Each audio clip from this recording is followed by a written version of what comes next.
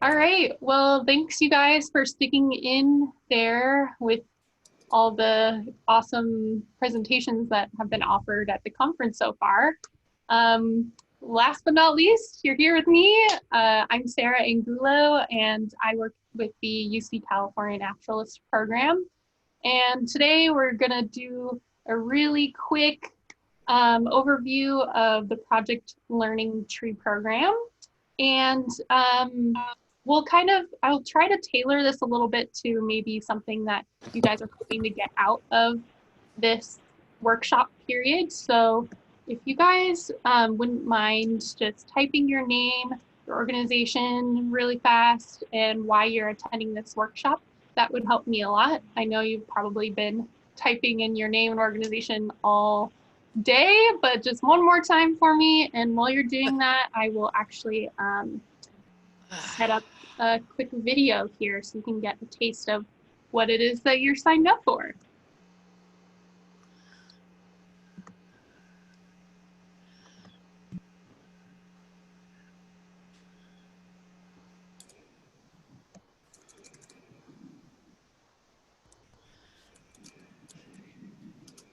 And Sarah, later on, we might have an opportunity for a Q&A, right? I just wanted to quickly remind everyone, if you guys don't mind putting yourselves on mute too, just so we can keep the noise level down. Thank you, guys. Thanks, Elliot. Forgot to mention, I have my two colleagues from the UC California Naturalist program here with me, helping to MC this whole thing. So Elliot and Brooke are also here.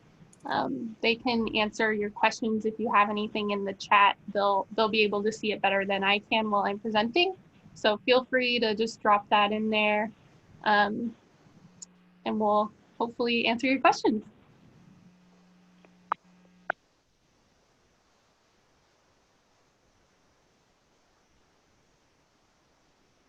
Cool.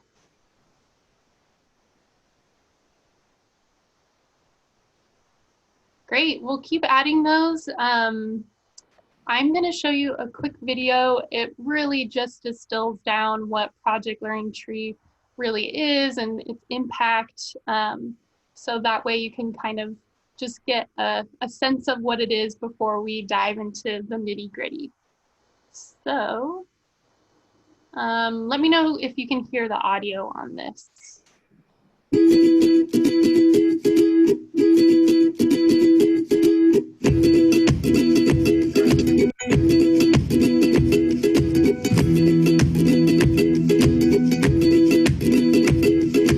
Project Learning Tree is a great joy for me. They feel it, they see it, they smell it, they hear it. Then the likelihood of them translating that into long-term understanding and knowledge is much greater. It provides hands-on learning activities that are correlated to all of our state and national standards, and they're correlated to every state standard, so it makes it easy to incorporate into the lessons with the teachers if they're using it in the classroom. It integrates so many standards in one, so it really just brings them to life and gives them an authentic experience to connect those standards to. We've learned about the water cycle, and we've learned about how much water we have on the earth. When you count the rings of a tree, how many rings there are, that's how old the tree is. The trees do help clean the air because they breathe in the carbon dioxide and they let out the oxygen, which we breathe in. You get to do different activities and you get to have some fun. They're learning to think for themselves and ask questions. And of course, the more things they find out, the more questions they ask. So then they get their learning through actually hands-on real-world experience.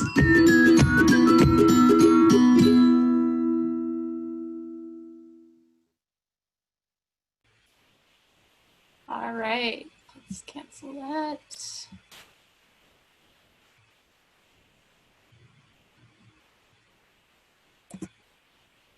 Great. Well, it looks like a lot of people are here just to kind of get some ideas and for further professional development. So all those things that you have mentioned there in the chat, we will definitely be covering. So what we're intending to do here is kind of just give you an overview of what Project Learning Tree is, kind of where it's situated in the grand scheme of things in terms of the big organization, give you a little taste of what activities you might be able to do that are included in the program, and then share with you some dates for trainings and other opportunities for online learning and professional development. So first we'll start off here, if my computer wants to go. So this is a really cool sort of pedagogy that Project Learning Tree, the program, does, embodies. It's really helping students learn how to think, not what to think. And considering that this program started with the Sustainable Forestry Initiative in 1976, that is pretty impressive to me. It's pretty innovative for the time. I think if you're like me, you kind of got fed a lot of facts that you were supposed to memorize. And luckily things have changed a lot to realize how much that sort of interactive element and the inquiry-based learning is really how things stick for students. So the program's been around for a while, and it's housed, the whole program is just a part of what the Sustainable Forestry Initiative does. So the bigger organization is dedicated to the future of forests and promoting sustainable forest management.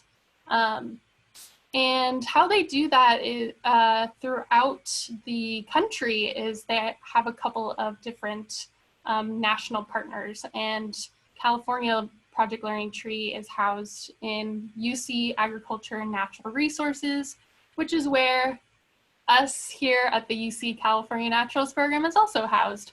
So we're really close partners, and we use Project Learning Tree a lot, which I'll get into a little bit later on in the presentation.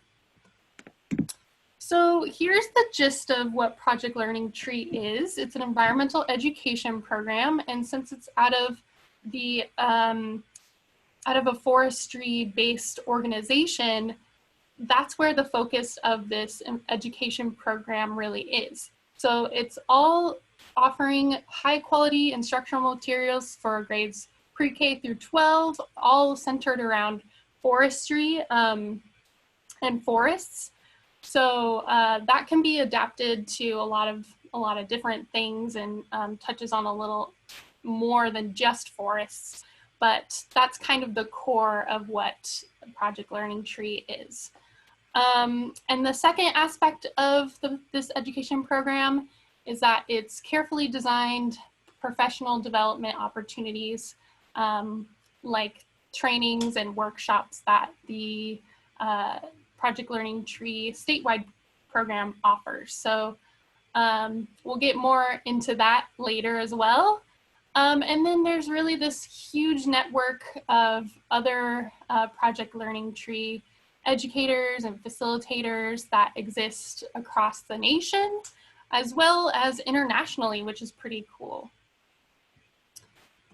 So here's kind of where it all fits in together. There's the Sustainable Forestry Initiative. It's got the next level of operating PLT nationally, and it's all over the country, and there's some satellite programs internationally as well. But you don't have to worry about all that for what you'll be interacting with. You'll just have this part of the whole picture to really interact with more one-on-one.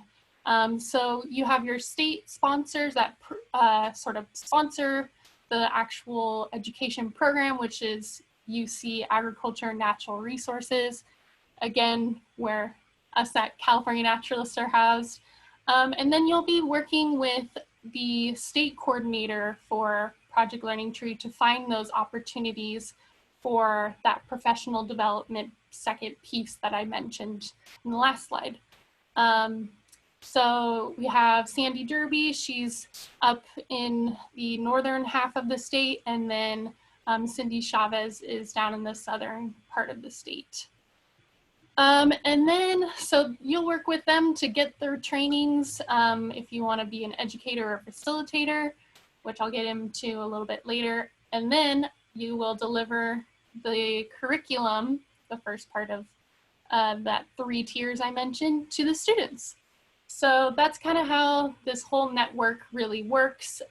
So if you end up getting trained in this program, then you'll have all these educators and other facilitators of Project Learning Tree to work with and kind of collaborate with and see what sorts of things worked well for them and what didn't.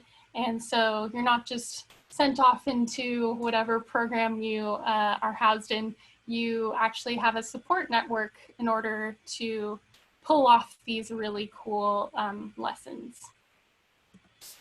So here's kind of how you can engage with Project Learning Tree on an individual level. So if you want to become a Project Learning Tree educator, here's what you have to do. Just take a training. And then once you finish that training, it's about 6 hours long. It usually is offered in a day, pre-COVID times at least. Now it's being offered online over a couple of days. And then once you're trained, you know the curriculum and the pedagogy and everything of Project Learning Tree. You can take the teaching you're already doing to the next level and insert those Project Learning Tree activities. So these trainings for educators are designed for educators, for teachers. So we already assume that you know kind of the basics of the learning cycle, and you have your own sort of foundations for teaching and how students learn. You understand all that. So Project Learning Tree just, the curriculum helps you take that teaching to the next level, letting you explore a couple of different opportunities for teaching activities and sort of just giving you ideas, really. And then if you really love PLT and you're really excited about it and you want other people to know about Project Learning Tree, you can become a facilitator. So you have to take a facilitator training. It's very similar to the educator training. And once you do that, it's a little bit longer. So instead of 6 hours, I think it's maybe 9 hours. I have to double check my numbers, but it's usually 2 days. So once you complete that, then you can train other Project Learning Tree educators and help other people become facilitators as well. And then you can help host more trainings at your organization or otherwise in your communities. So what even is Project Learning Tree? What are these activities I keep mentioning? This is kind of an activity that is in Project Learning Tree. And this is actually really cool because, you know, with all the transitions happening to online distance learning, a lot of the activities in Project Learning Tree can be converted. And so this is one of them. You probably have done this with your students, but what I'm going to do is give you a little demo, and I encourage you to follow along. I'm not going to ask you to go in breakout groups or anything, but if you have a pen and paper, definitely go ahead and get that out while I set up this other part of the training here. Just give me 1 second.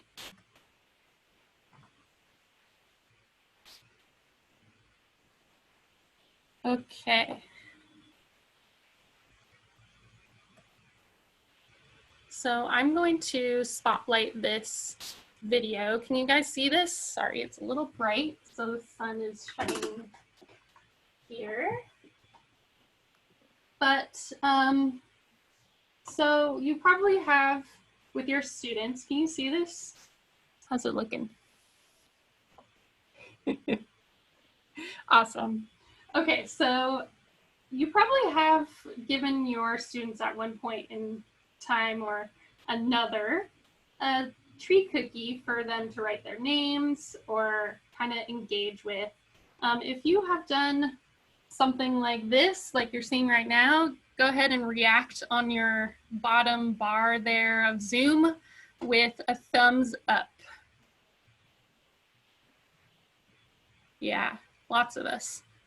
Sweet. So these tree cookies are a really great learning tool for your students, believe it or not.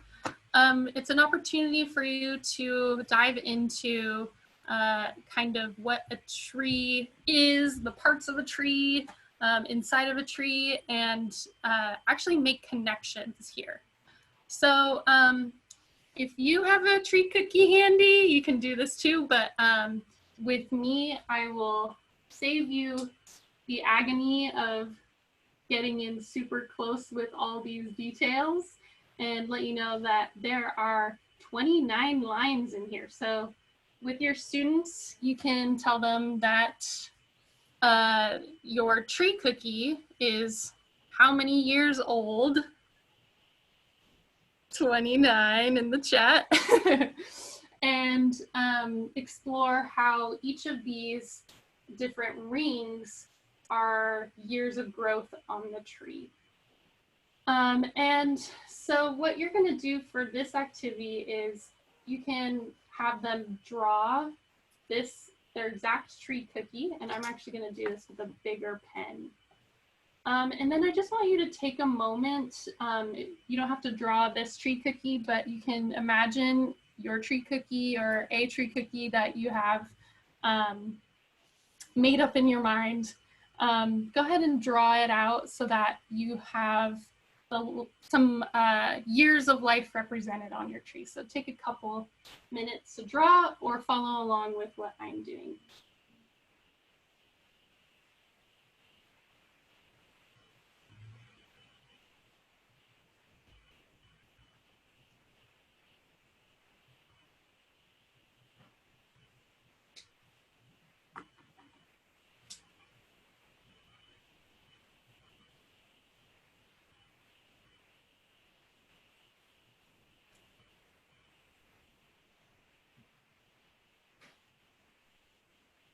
Don't think I'm gonna hit all 29 years of life for this tree cookie, but that's okay.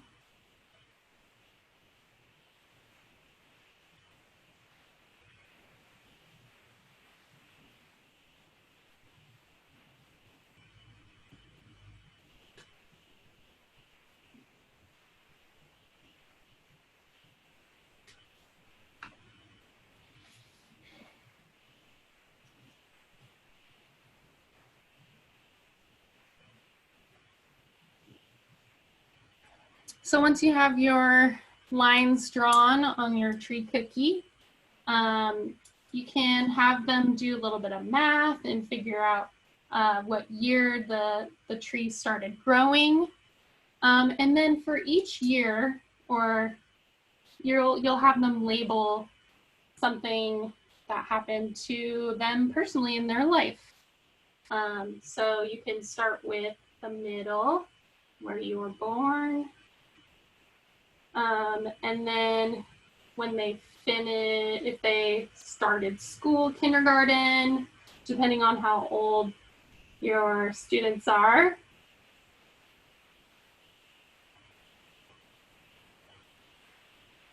And then they can add other life events like I moved here, or, you know, I graduated from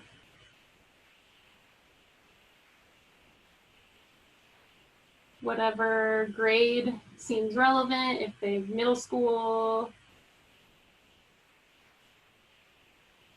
if they got their dog this year.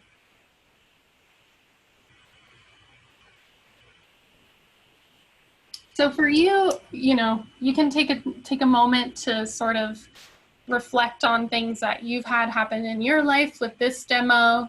I find that it's a really nice time to just reflect on Wow, what were some big moments that happened for me personally? And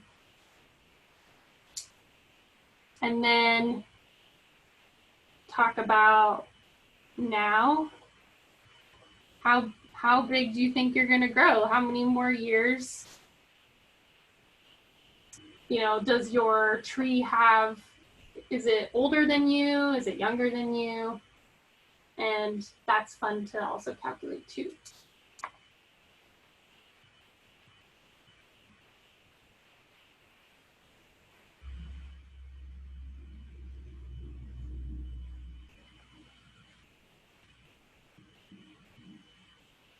So I'll give you a couple minutes if you're still working.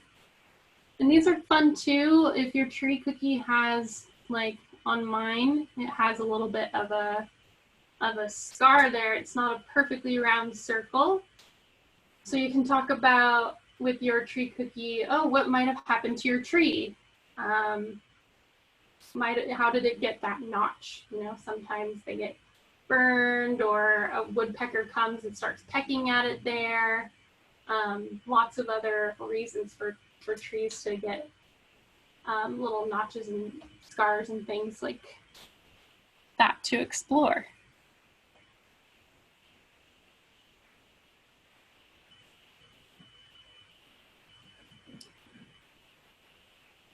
All right, so I'm back. So if we want to take a second and in the chat, just add a couple of questions that you might ask your students using this activity as a jumping off point.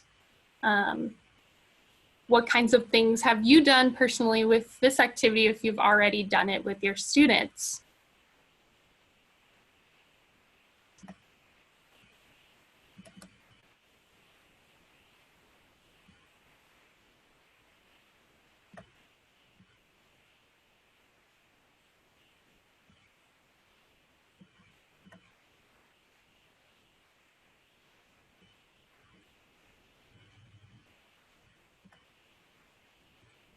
Oh yeah, why some rings are wider than others.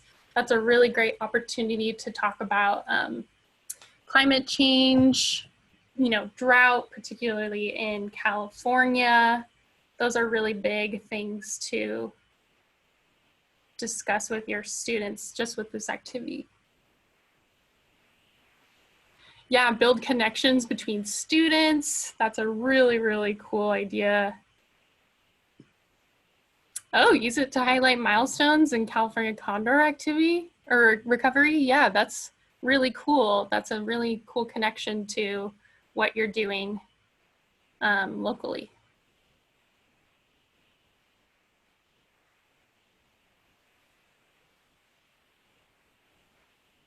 Oh man, these are really good questions.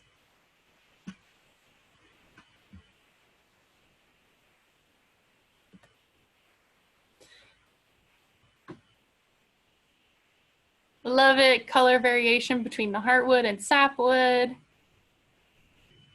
These are all super great questions, and it's kind of funny that you know, we were doing Project Learning Tree already, and we just didn't know it. And there are actually a lot of really similar activities that I know a lot of you outdoor educators out there are using right now. So yeah, there's some good questions here. This is a snapshot of what the Project Learning Tree curriculum provides. They have these one-pagers, so you can quickly do an activity if you want and get the gist of it. But then there's also another option that I will be talking about as well. So that's one example of an activity really quick. And let's see. So the Project Learning Tree mission kind of also includes this perspective of the forest being the window to the world. So they kind of use these activities centered around forests to talk about a lot of other different issues.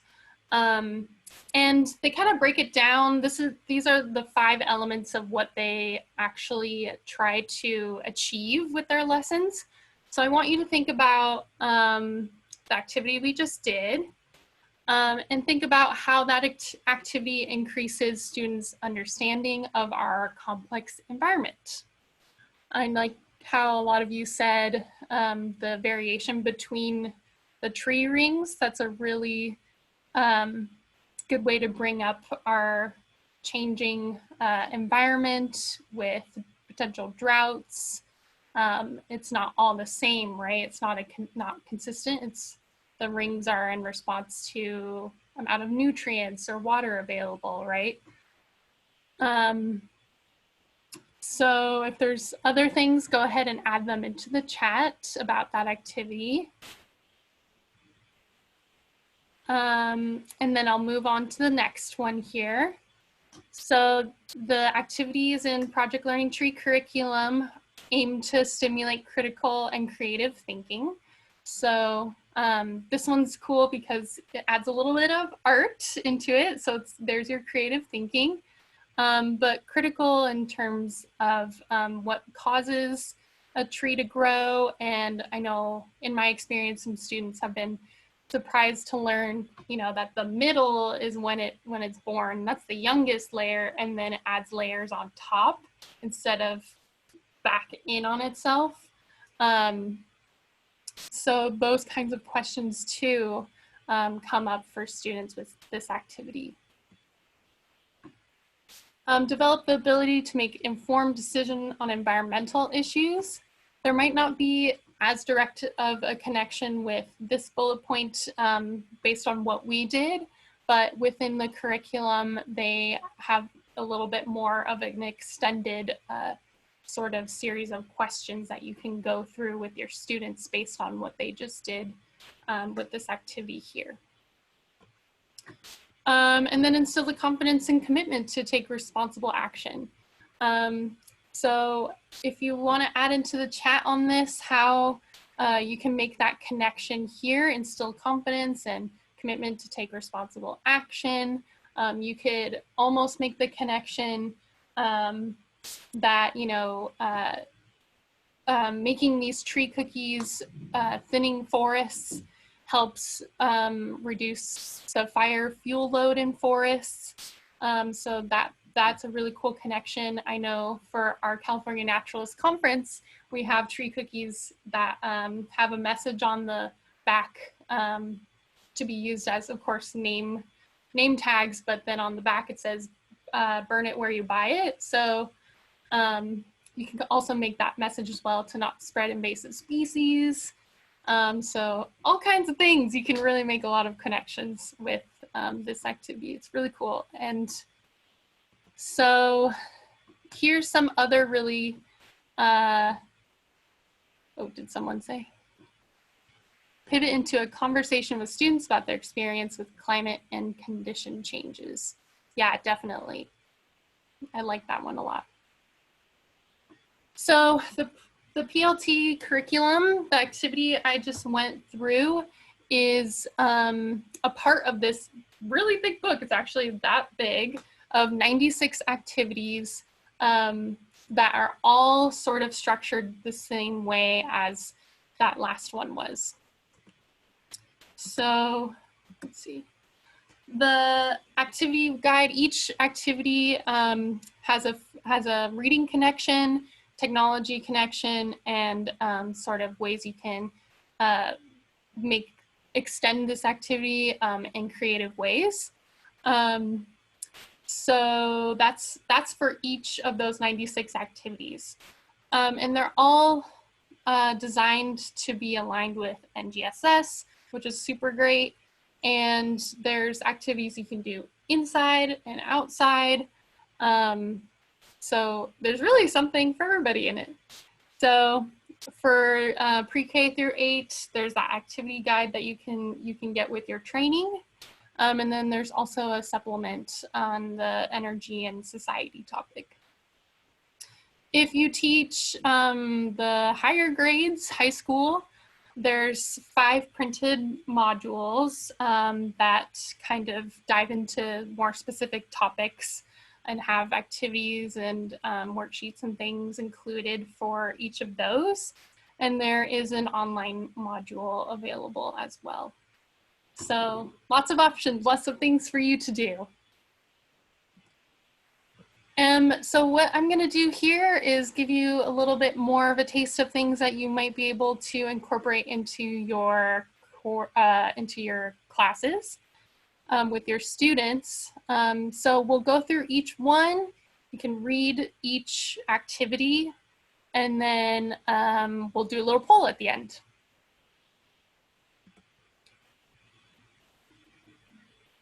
And when you're done reading, just give me a thumbs up so that way I can move to the next one.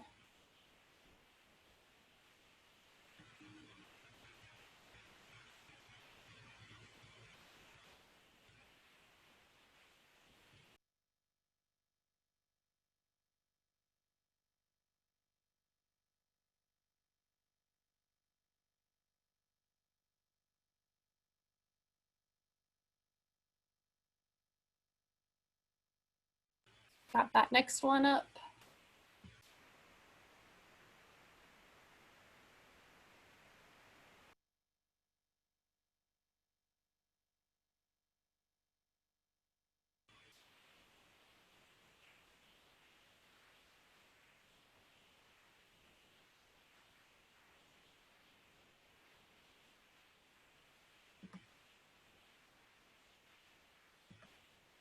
All right, seeing some thumbs up again, so I'll move on to the next one.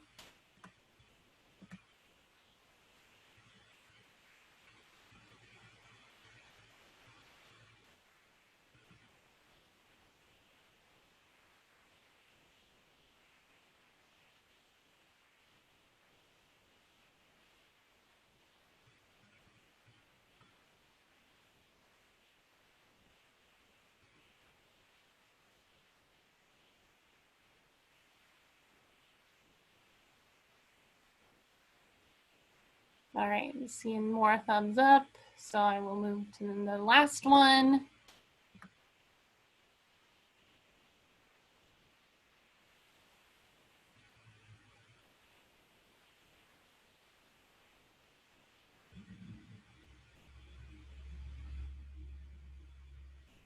All right. Cool. So of these 4, let's see if I can, oh, shoot. Okay, well, that's okay. I did have a poll, but we'll just use the chat. So just type the number of, or numbers of activities that you can imagine potentially doing with students in your programming, or offering as an opportunity perhaps for distance learning for students you work with.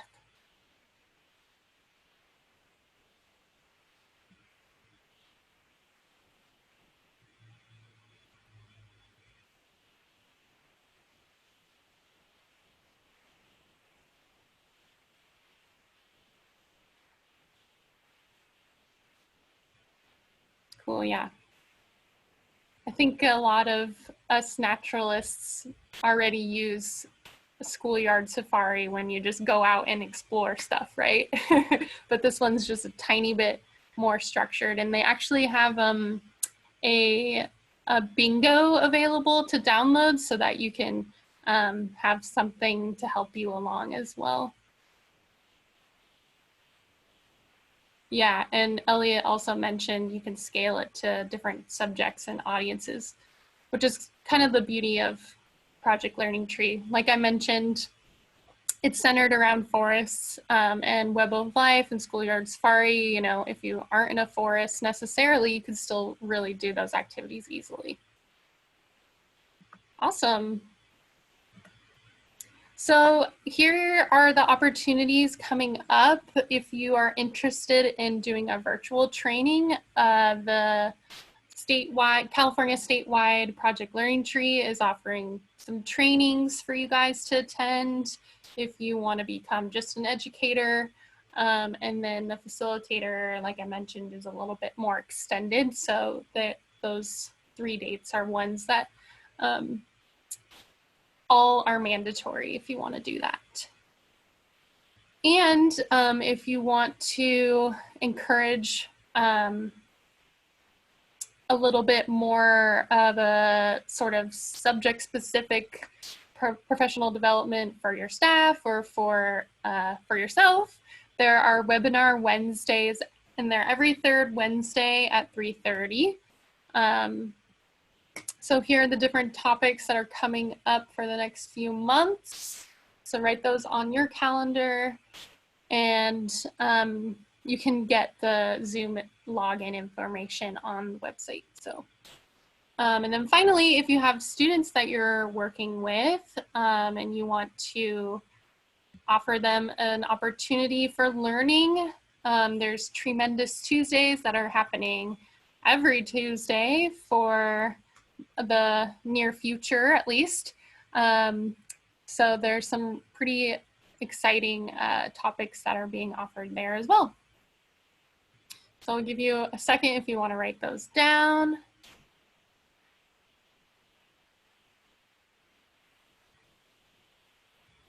And I think Can they be found on the website? Yes, I think, oh yeah, I will show you the website in a second here. I did just want to mention that Project Learning Tree, the national program, has put together activities to do in your own backyard and activities to do with children at home. And those are just basically modified existing activities in that big book that they offer. So if you are interested in kind of developing your own organization's content, you can draw inspiration from those as well. Or even if you have your own little ones, you can use them to keep them entertained for a little bit longer.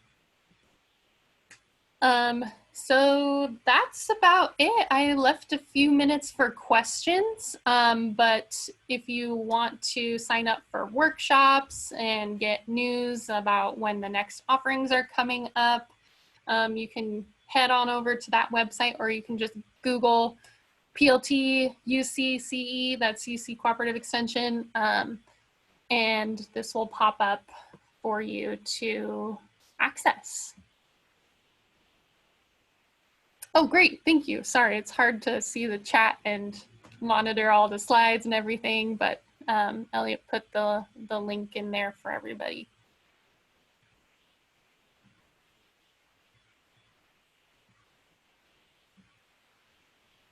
Oh, looks like someone raised their hand. Feel free.